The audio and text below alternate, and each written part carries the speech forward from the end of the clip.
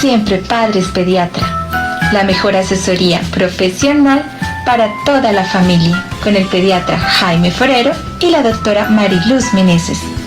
Onda 5 Radio 1300 AM.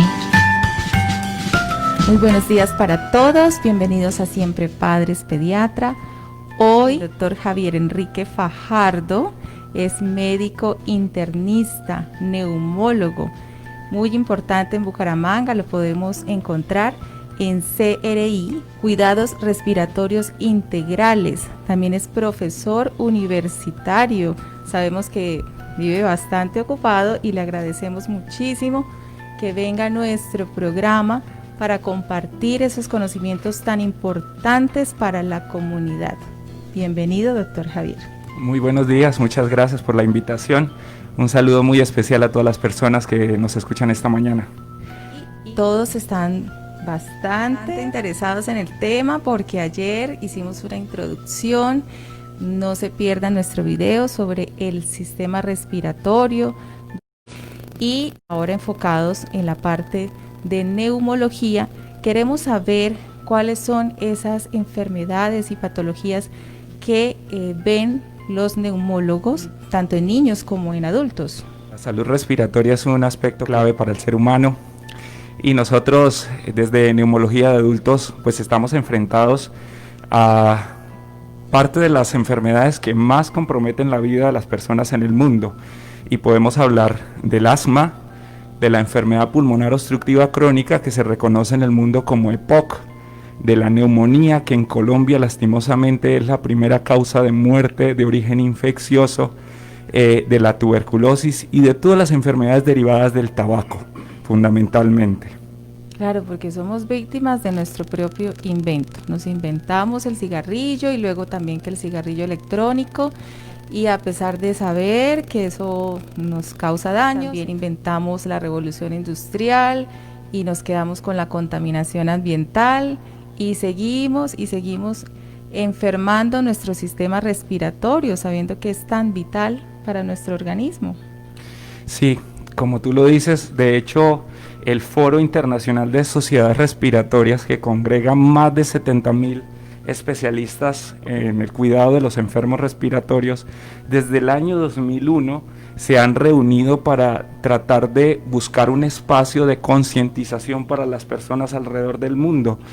Y es por eso que la fecha del Día del Pulmón, de la Salud Pulmonar, fue el 25 de septiembre y se viene desde hace ya casi 20 años conmemorando. Algunos dijeron era el Día del Neumólogo, pero en Colombia todavía no se ha configurado. Y esto se hace como una iniciativa para que todos, niños, adultos, sean conscientes que tener una salud respiratoria es muy importante porque hoy en día son fuente de una cantidad de muertes y de morbilidad, nosotros llamamos de complicaciones relacionadas. Y no solamente por el coronavirus. No solamente.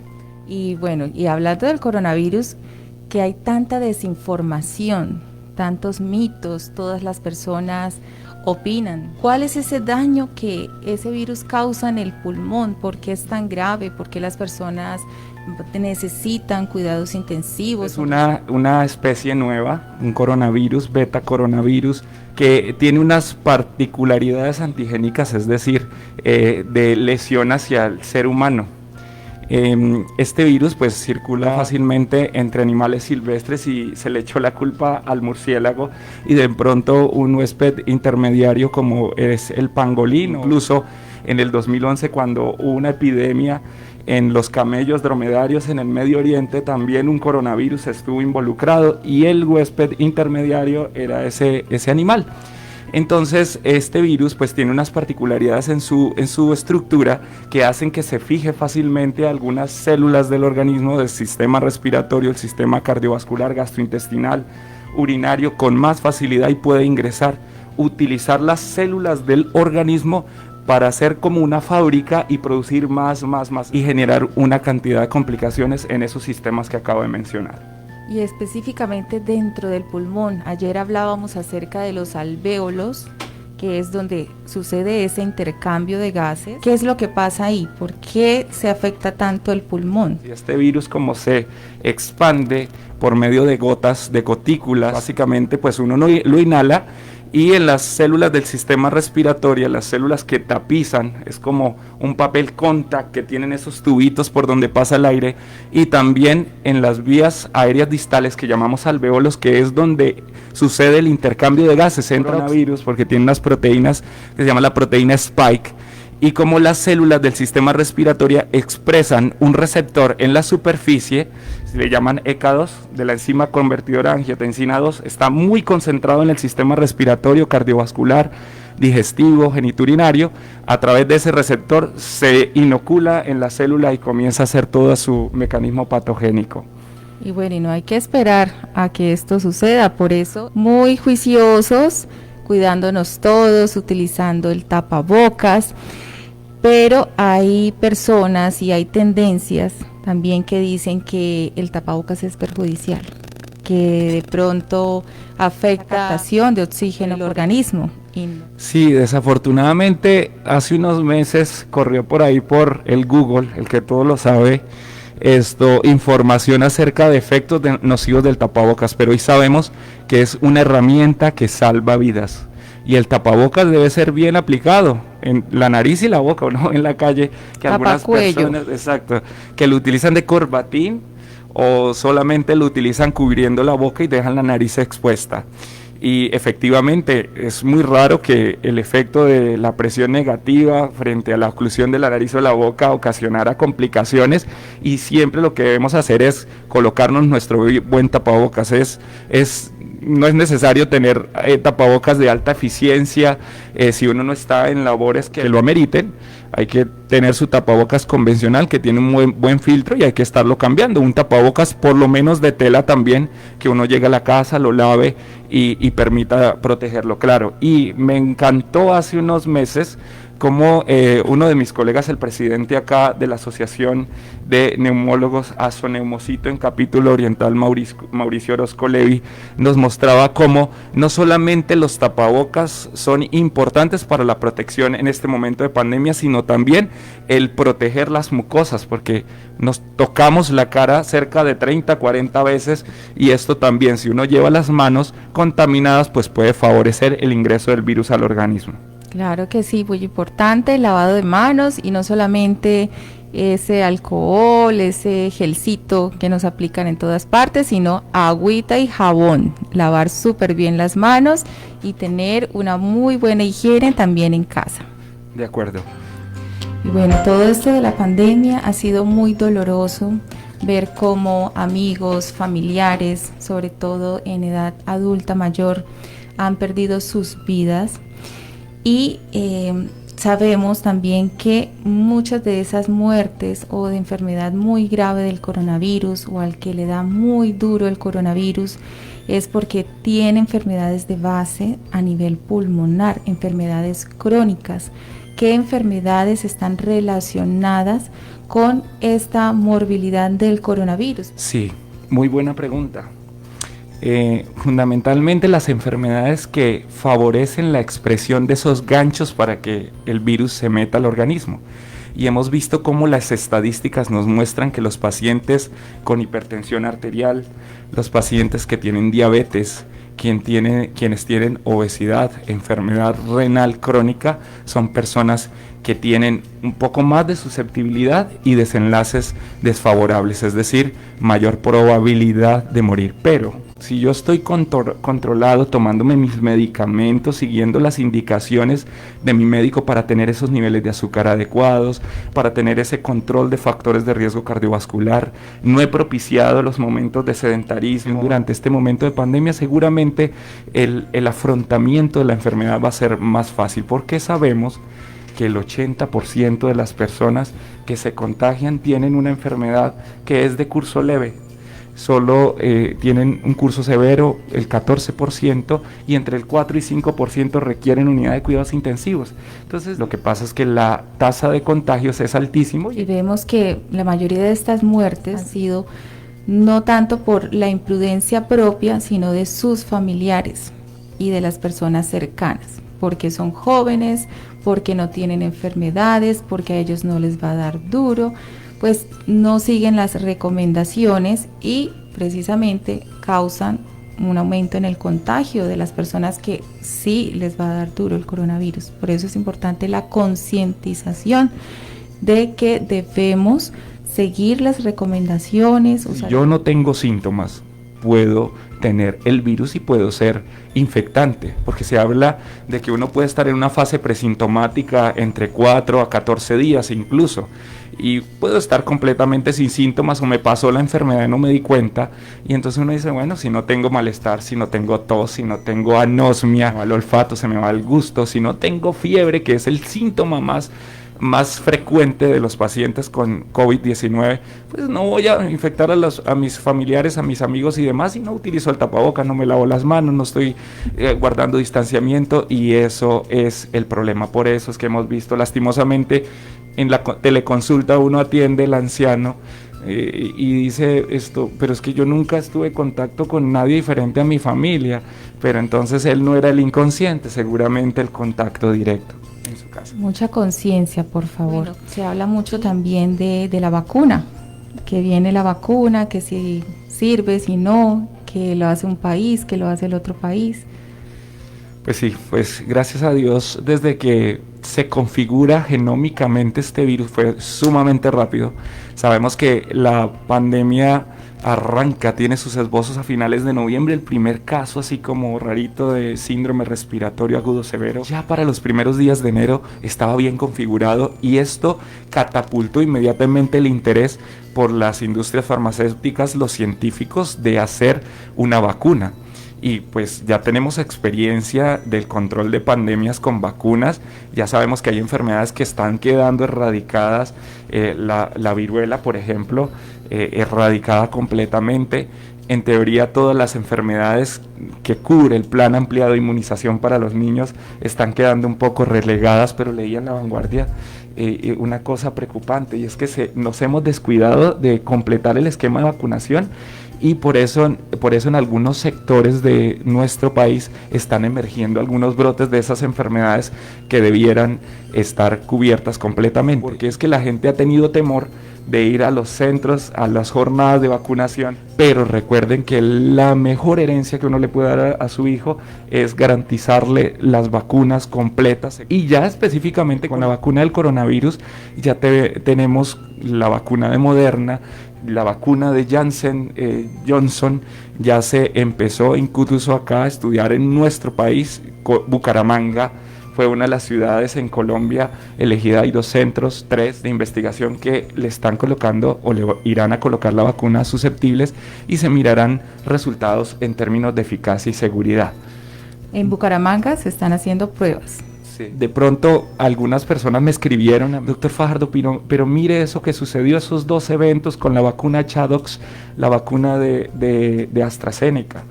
Pues son 2 eventos que, claro, ponen la atención porque todos esperamos que sea lo más segura posible, pero pues digamos que el volumen de pacientes es grande y el número de efectos secundarios son pequeños, y confiamos en que con todas estas posibilidades e iniciativas que hay, también la vacuna rusa, que ya llegó un lote a Venezuela y van a vacunar de manera ampliada, y esperemos que esto también funcione.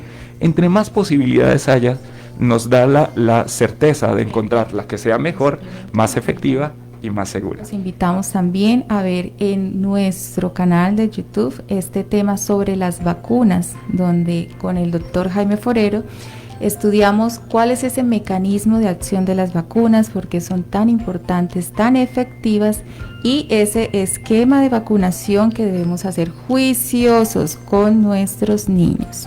Seguimos dañando nuestra vía respiratoria, y no solamente la propia, sino de las personas a nuestro alrededor. Siguen fumando, y con esto de la cuarentena aumentó este consumo del cigarrillo, así como también de las bebidas embriagantes y las drogas, inclusive en casa. Sigue siendo un flagelo importante. De hecho, han anunciado que probablemente va a haber otros también sobrecostos u otros impuestos que se le van a imponer al tabaco para que la gente vaya dejando esta oportunidad.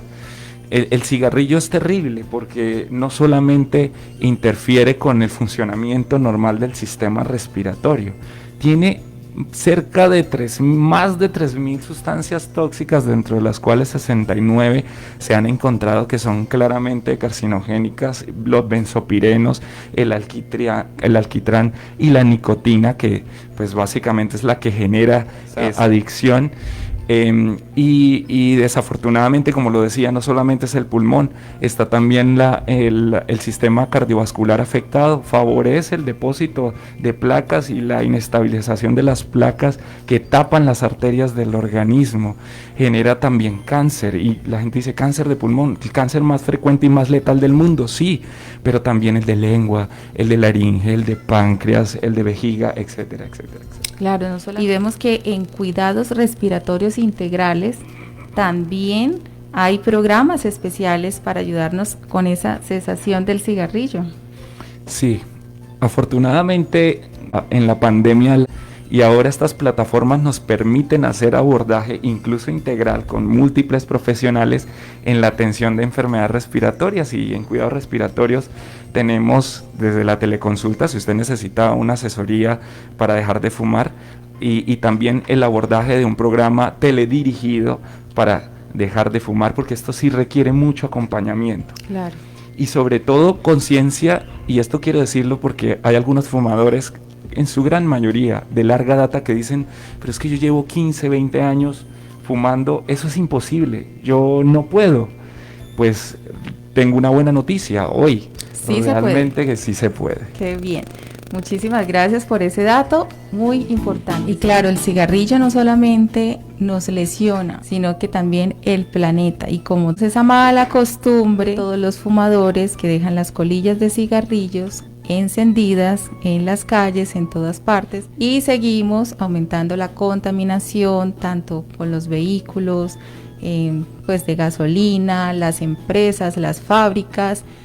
Sí, de hecho en esos 8 tópicos importantes desde el FIRS, desde el Foro de Sociedades Respiratorias, un aspecto muy importante es generar conciencia para garantizar un aire bueno y respirable para todos. Vemos cómo en Latinoamérica hay ciudades con una tasa de contaminación verdaderamente lamentable.